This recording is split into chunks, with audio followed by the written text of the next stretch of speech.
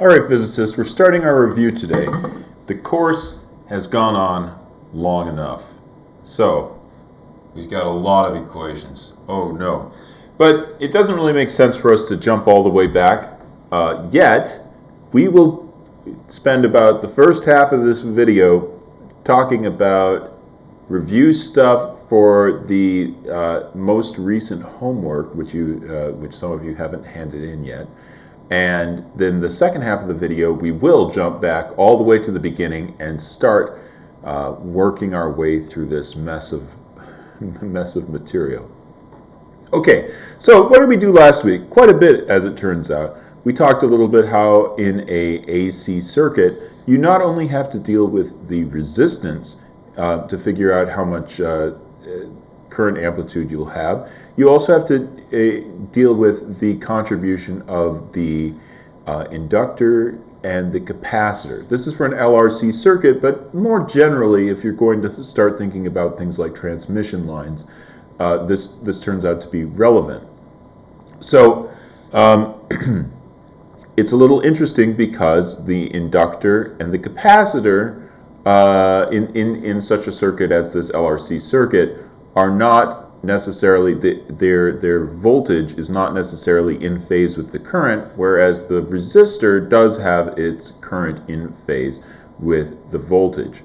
And so we define this, this generalized idea of impedance, which includes the inductive and capacitive reactances, and that will then control the amplitude of our current, and then the amplitude of our current effectively lets us calculate how much power is being used by our circuit using this sort of thing. P is I squared times R. So one of the sort of interesting issues that we just touched on last week was how you can use a transformer to change the amount of voltage amplitude in a circuit and therefore the amount of current. So for instance, if we wanted to go to a higher voltage and a lower current, we could use a circuit such as this, use a lower number of rings around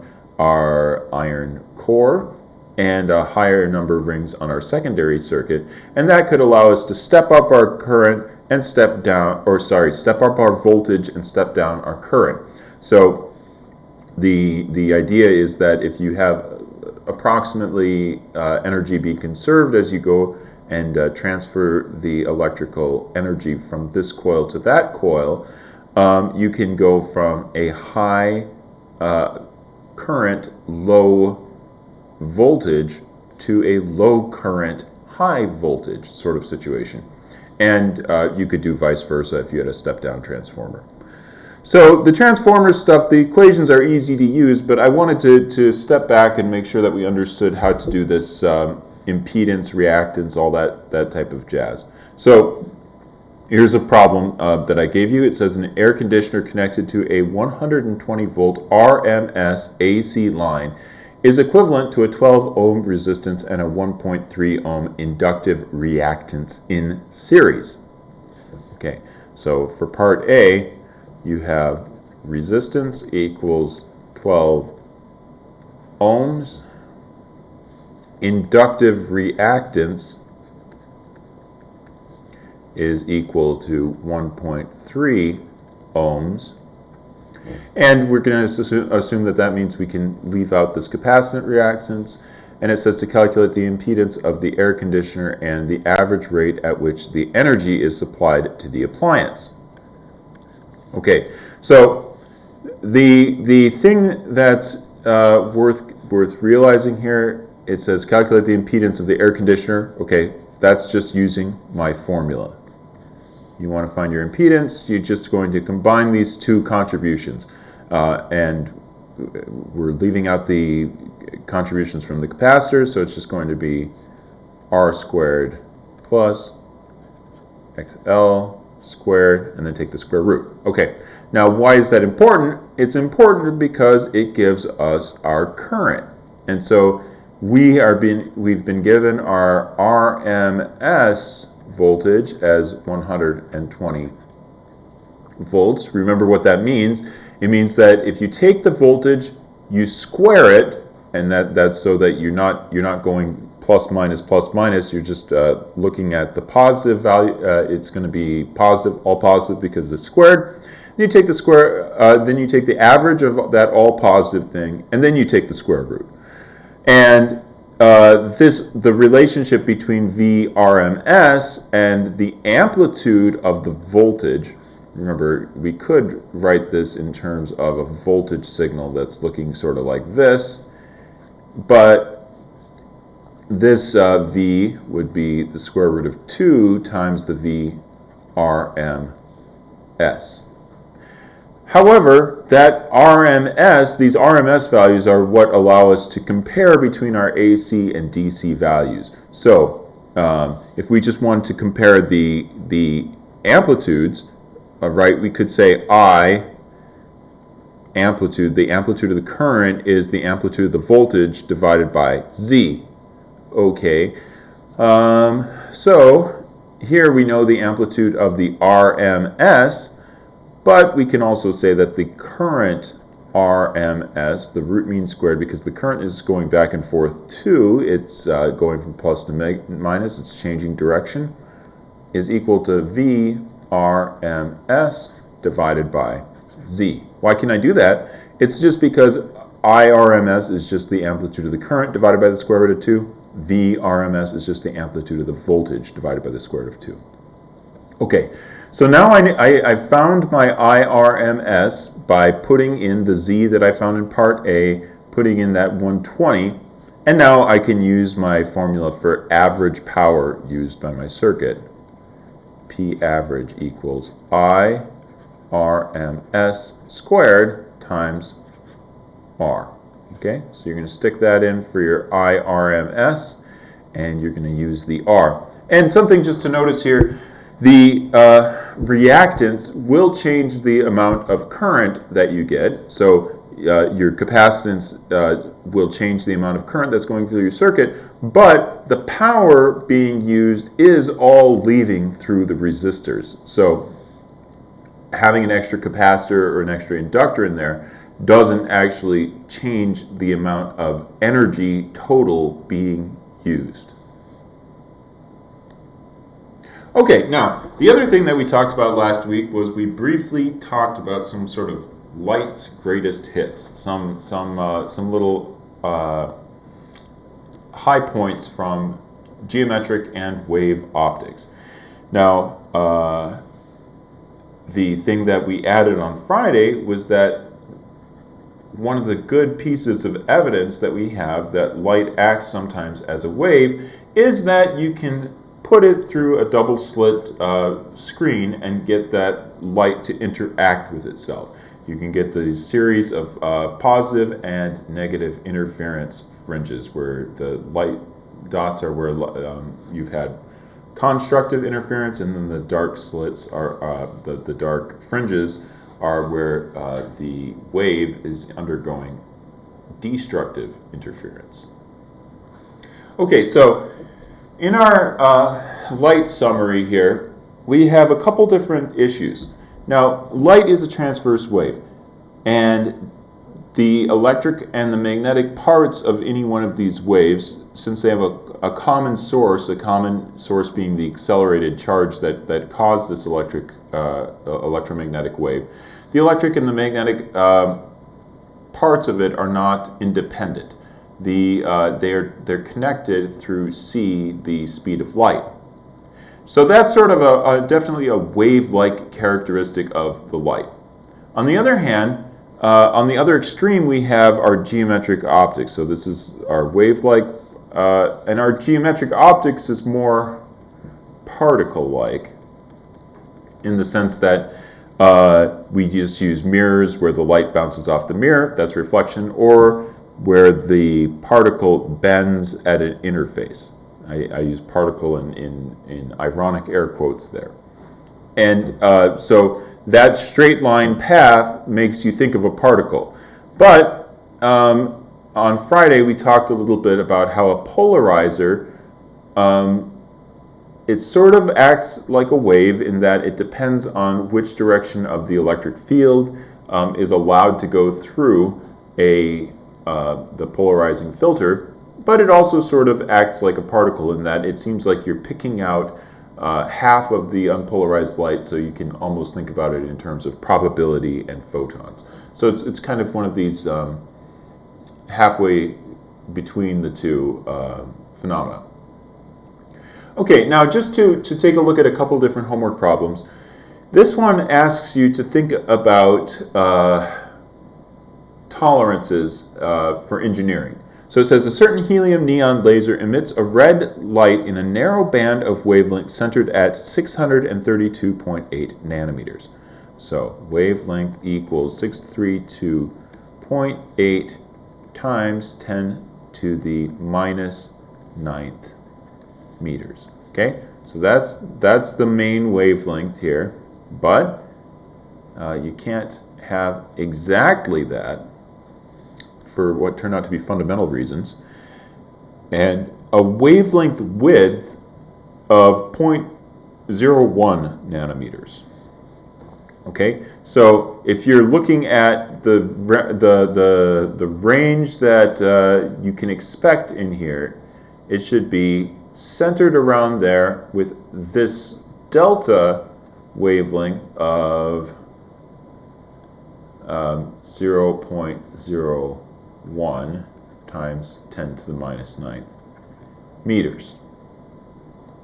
Okay, now there are sort of two ways of looking at this. It asks, what is the corresponding frequency width for the emission?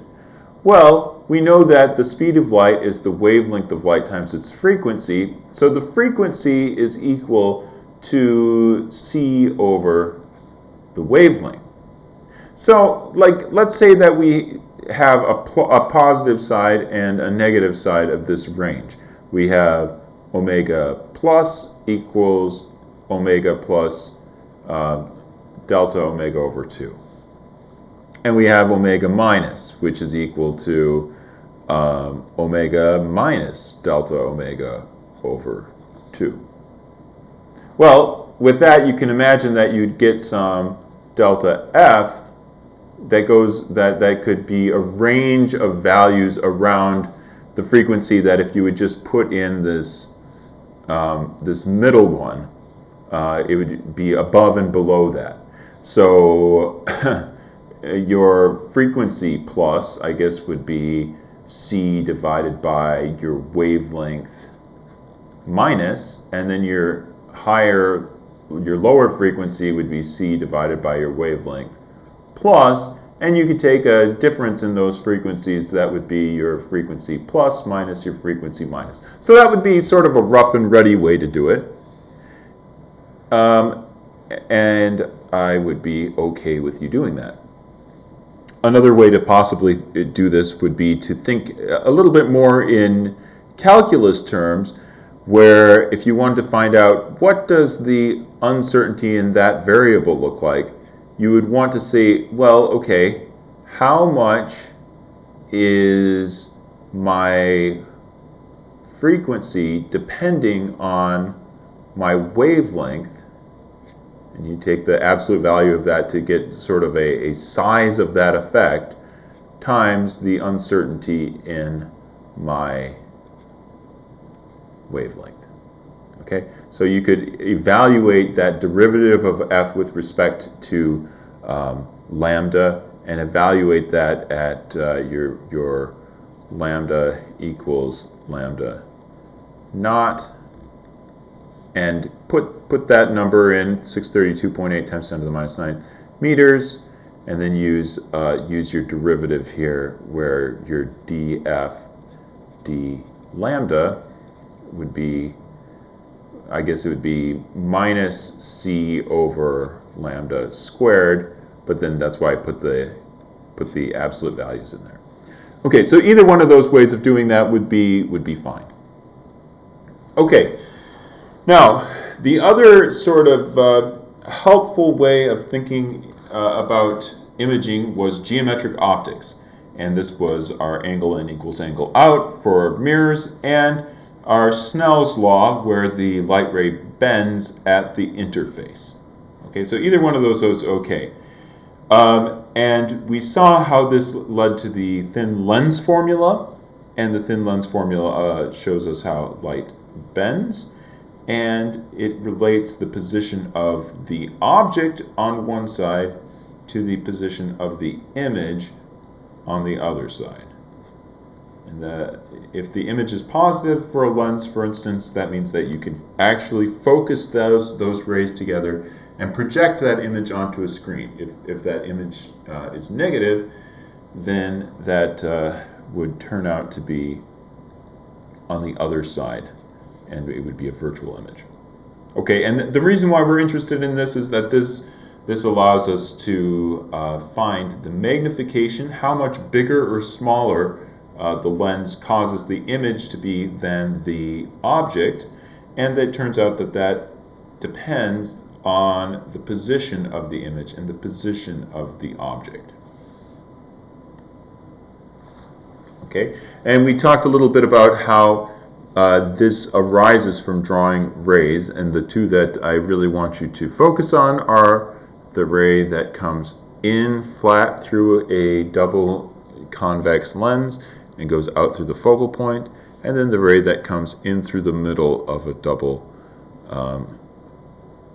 convex lens and goes through straight. Okay, so then you can find, here's your object, and then your image is inverted and real. And that, for instance, is what happens when you get to look at an object out in the real world. That image is projected on the back of your eyeball, on your retina, and converted into electrical signals that are sent to your brain. And I don't claim to be an expert from there. Okay, so let's just look at a couple of your homework problems. Here's a case where you have two mirrors that are at right angles to one another, and it says figure 3349 shows light reflecting from two perpendicular reflecting surfaces A and B. Find the angle between the incoming ray I and outgoing ray R prime. Well, if you look at this, you might think to yourself, oh, well, that looks pretty parallel to me, which it is. But let's quick prove it using our old high school geometry. So if this is angle 1, our law of reflection says that angle in equals angle out. So that angle also has to be angle 1. But let's say that we know this angle, this is of the normal to the surface. So right here, if we call this angle 2 plus angle 1 must be equal to 90. So angle 1 plus something is 90. This must also be angle 2. Okay, now the interior angles of a right triangle is also 180. So 180 is this plus that. So 90 must be this plus that. But that must be then angle 1. Oh, but I think you see what I'm doing here. Angle 1 plus something equals 90 degrees for this next one. So this must be angle 2. But angle in equals angle out, so that must be angle 2. And then angle 2 plus something is 90. Well, that must be angle 1. And so if you look here, these are parallel. Here's angle 1, angle 1. Those are indeed parallel. Okay, good enough. Now, a little bit more of a challenging problem is this homework on refraction that I gave you. It says a point source of light 80 centimeters below the surface of a body of water, and I'd like you to find the diameter of the circle at the surface through which the light emerges from the water. Okay, so I don't know if you knew this or not, but if you are underneath the water and you're looking up, you will see a ring of water, of light around your scope. You can't if you go deep sea diving. I don't say this as an expert. I'm not pretending to be a deep sea diver myself, but from what I understand, and if you go and look at diving documentaries or what have you, you can look up and notice this. And it works the other way too. So if you have a light underneath the water, you can only see that for a certain range. Now, why is that? It's because of this internal reflection and critical angle business that we were talking about on Friday. So let's just set this up. I have a light down at the bottom here, and the light can it can go straight out of the water, but there's some point where the angle is the biggest and it's going to stop, and that's our critical angle. So there's our critical angle here. This would be 90 degrees. Okay, so this is going to be the cone where light can go and get out. If this is my little lantern under here, and so my diameter here is equal to r plus r, and this depth we've been given is 80 centimeters. Now, there is one piece of information you have to go look up if you want to successfully solve this problem, which is the index of refraction of air, you should know, is about 1, just slightly over. And then the index of refraction of water is something that I don't expect you to know off the top of your head, but you can look it up, and it's about 1.33. So that's a value you can use in this homework problem if you want. And now, if we use our Snell's law, we should get, for the air, it would be 1 times sine of 90. Now we're looking at our critical angle that defines this, this circle, equals 1.33 times sine of that critical angle. Okay? So if you find that critical angle, then that should be your inverse sine, sine minus 1 of 1 divided by 1.33.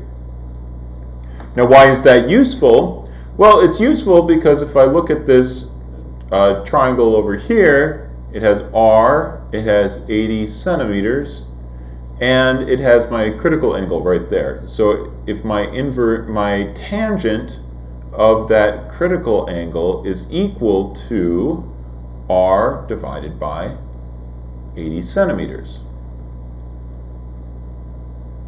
Okay, so I'm going to let you do the rest of this problem. You can find that angle, you can plug that in, and you can find r, and then the diameter is going to be twice r. Okay, so there's quite a bit involved in this problem, but I think all the pieces are pretty reasonable. Okay, this is the problem that we did in the video on Friday. The thing that I want you to look at is just this picture. It helps you to understand directly what are we talking about. So your object, quote unquote, is your candle, for instance, and the distance from the object to the lens, that's your P, and then your distance from the lens to the image, that's I, and then presumably somewhere over here would be your F. Okay, so you have P, I, and F all in here. You have a magnification, and the image here is inverted and real. You can see that upside down flame on the screen. Okay, and so we've dealt a little bit with light as a particle in our reflection and our refraction problems. We've dealt a little bit with light as and imaging. This is also sort of a particle one. Now let's look at our other example with polarizers, where it's sort of our gray zone. All right, so remember, we have two different rules for polarizers. One for unpolarized light, where half of the light gets through, and after that initial polarizer, then our light is polarized afterwards. That's if we start out with unpolarized light. And then our second one is a cosine squared rule, where the amount of light that gets through secondary polarizers for initially polarized light depends on the relative orientation of the polarization axis and the polarization orientation of the incoming light. So let's look here. It says in this figure, we start out with some intensity of 43 watts per meter squared, and it's sent into a system of two polarizing filters. Okay, so we start out with totally unpolarized light, and then our first polarizer is along 70 degrees from the y-axis, so 70 degrees right there. After that, my light is polarized along that direction, and then it's sent through a secondary polarizer that's 90 degrees relative to the x-axis, but now I'm going to draw in there that 70 degrees is the direction of the polarization of that polarized light now. And then afterwards, our light will be polarized along the axis of that second polarizer. Okay, now it says, what is the intensity of the light transmitted by the system? Well, you're going to get a number out of this. It's going to be in watts per meter squared. You're going to start out with that I naught. Then you're going to use your 1/2 rule. Half of the light gets cut out by the initial polarizer. Now your light is polarized, and you're going to multiply it now by the cosine squared rule. So this is the amount of light that you have left, and the relative angle between 70 and 90 is 20 degrees. Okay, so you can't just be mindlessly plugging numbers in here. You have to draw it out and use cosine square of 20 degrees. Okay, and so you should get a number out in watts per meter squared. I'll let you do a little bit of calculator work on that. All right, now in a class today, we only got through our first unit. And so in this video, I will push a little bit farther than that, but just know that all we got through was our Unit 1. Now, Unit 1, there's three basic things I want us to remember. I want us to remember Coulomb's law. I want us to remember how to do fields due to point charges and how the forces and fields connect up. And I want you to remember how the potential and the electric field link up. So on this, let's take a look at three different possible questions. Okay, question 1. We have two protons, P1 and P2, and an electron lying on a straight line as shown. Now, the very first thing we talked about in this course was that if you have a plus and a plus, they will push each other apart, plus charges. If you have a minus and a minus, they will push each other apart. But if you have a plus and a minus, they will pull each other together. So in this case, we have both plus and minus charges. We've got a plus charge here with the proton 1, plus charge there with proton 2, and a minus charge with our electron.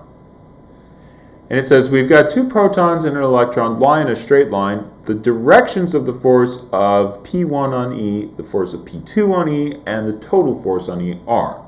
Okay, well, P1 is positive, the electron is negative. So the force on the electron from P1 is going to be towards P1. So there's my F1. Again, E is negative and P2 is positive. And so the force from that second proton is also going to be towards it. But they're in opposite directions because they're on opposite sides. Now notice I've drawn my P1, my force 1 bigger than the force 2, and the reason for that is that it's closer. The closer proton will exert a larger force. So if I'm looking at these two and I'm going to add them together and get a net force, it's going to be over toward the left. Okay, so if I want to figure out what is the direction of my force, it's going to be direction of the force P1 on E, direction of the force P2 on E, it's going to be F2, and the total force on E, that's going to be F net. Okay, so left, right, left, and that's our D. Okay, so far so good. Now, you'll remember that we sort of took a jump where we went from forces of individual particles on one another that are essentially static to the idea of an electric field. And that's sort of generalizing this idea of force, where it tells you how much force would be exerted on a particle, a charged particle that was put at a particular position. And the relationship was this. It was that the force vector on a particle Q depends on both Q and E. So this is the electric field in newtons per coulomb. This is the electric charge that's sitting in the electric field in coulombs. And this is the force that's exerted, the force in newtons, that's exerted on that charge. Okay, so in this one, your force is in the direction of the electric field if Q is positive, so if I have a proton, for instance, and it's opposite the direction of the electric field if I have a negative charge, because this is a minus out front, it would cause the direction of that arrow to be in the opposite direction. So let's look at our particular example here. It says 200 Newton per Coulomb electric field, so E equals 200 newtons per Coulomb, is in the positive x direction. Okay, so this is a vector, and it's in the I hat direction. It says the force on an electron in this field is. Okay, so now I would need to look up the charge on an electron, and it's depending on the elementary charge, this 1.602 times 10 to the minus 19th coulombs, and it's an electron. An electron has a negative charge. So if I want to find the force on that electron sitting in that electric field, it would just be force equals minus 1.602 times 10 to the minus 19th coulombs. That's my Q. And then my E would be 200 newtons per coulomb in the I hat direction. Okay, so my coulombs cancel out. I have something that's in newtons, and it's in the minus I hat direction because this minus is out here. So minus x direction, and it's 10 to the minus 19th times some relatively much smaller magnitude number. So I'm going to get a really tiny force in the minus x direction, and there it is. Okay. All right, so we had electric forces, electric fields, and then we had electric potentials.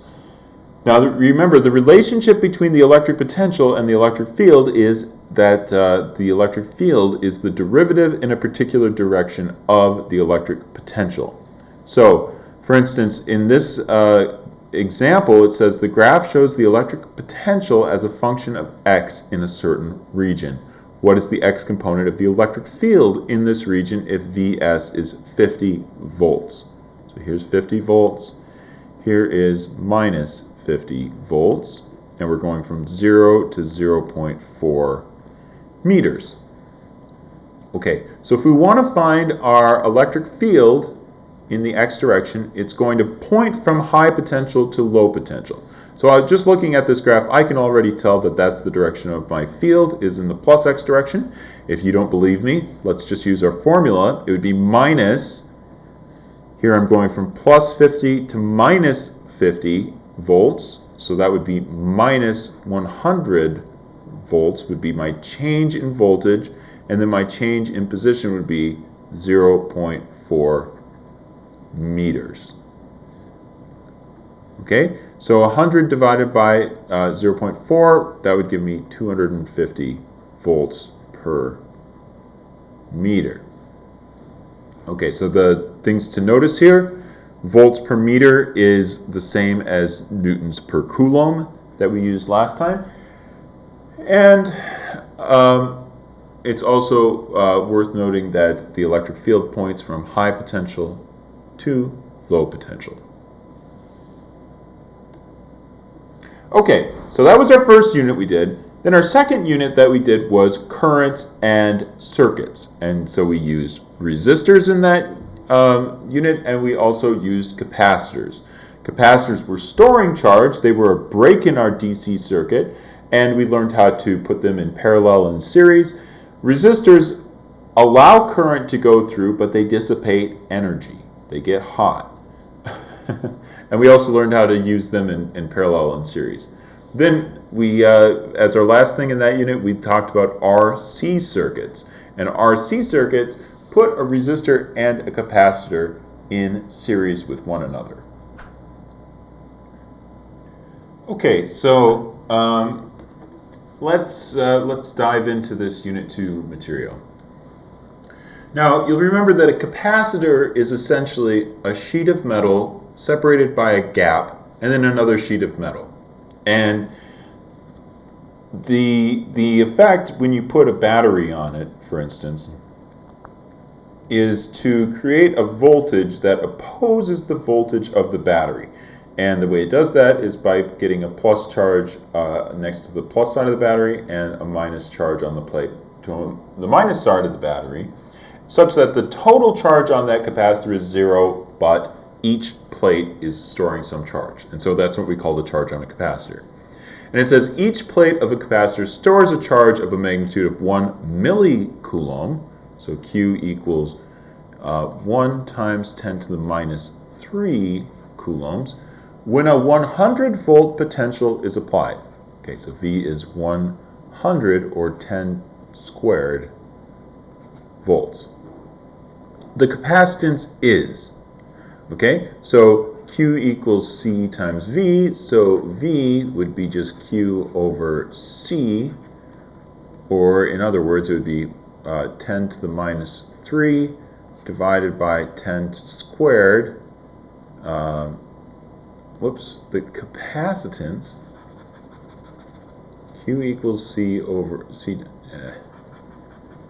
just making mistakes here. Q equals C times V, so C equals Q over V. So C is going to be Q 10 to the minus 3 coulombs over 10 squared, 10 to the 2 equals 10 to the minus 5, and this would be in farads. And 10 to the minus 5 farads is the same as 10 times 10 to the minus 6 farads, which is equal to 10 microfarads. So there we go.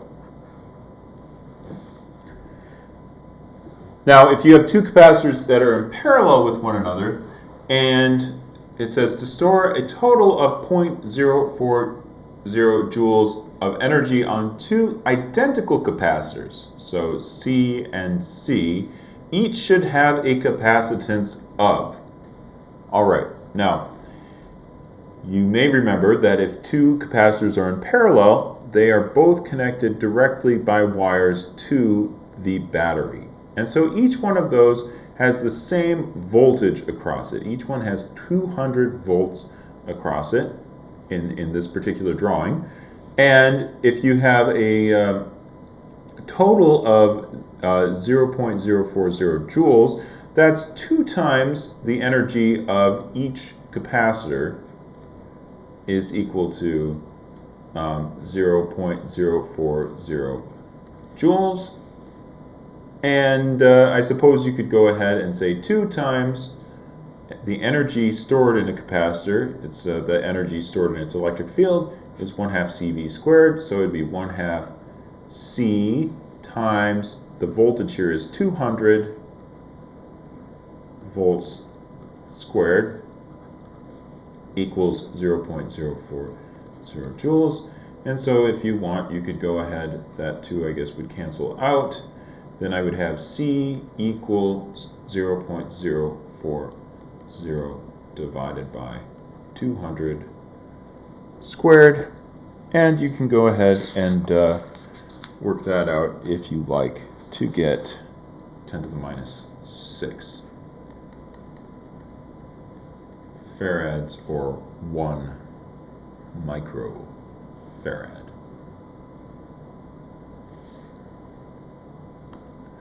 All right. Now, those were both questions about capacitors. Let's take a look at one with a resistor. It says an incandescent light bulb is marked as 60 watts, 120 volts.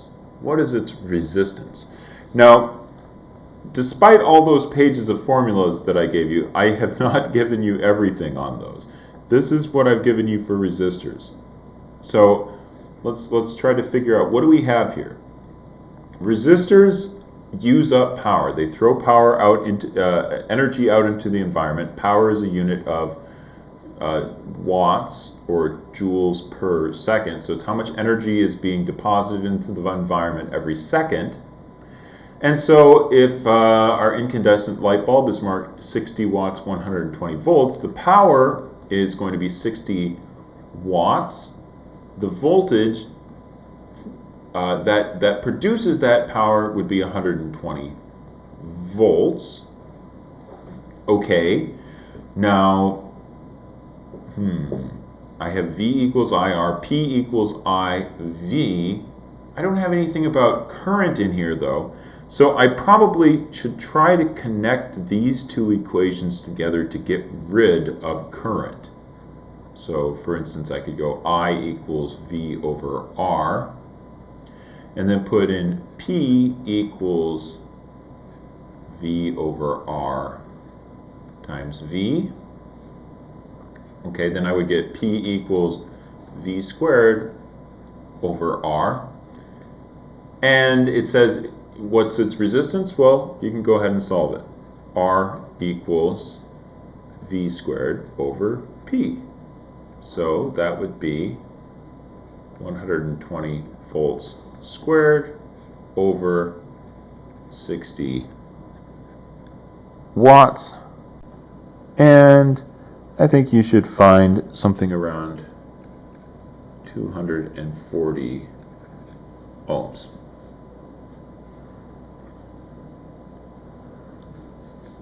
Okay, and so that type of a problem, you know, we just found that P equals V squared over R. That would be totally on the board for this test. You should be expected to be able to put these two equations together and get something else. In this question, it says a certain resistor dissipates 0.5 watts. Power equals 0.5 watts when connected to a 3 volt potential difference. Then it says when connected to a 1 volt potential difference, what the resistor would dissipate what power.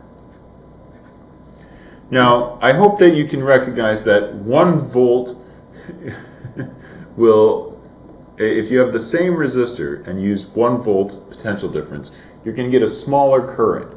So we would expect from a smaller current, you should get a smaller amount of power being used. And so we can take two of these options off the table already if I'm doing a multiple choice test. Now, I don't feel confident just right off the bat guessing here. You could, however, find out what the resistance is and then use that equation again. So for instance, you could use R equals V squared over P. So here you would have 3 volts squared over 0.5 watts. So this would be 9 over 0.5 would give you 18 ohms. And so if you use a different voltage, you could find a different power with the same resistor. So in the second case, our P equals V squared over R would be P equals 1 volt squared over 18 ohms. Okay, and then you can go ahead and solve that out. So 0.056 watts.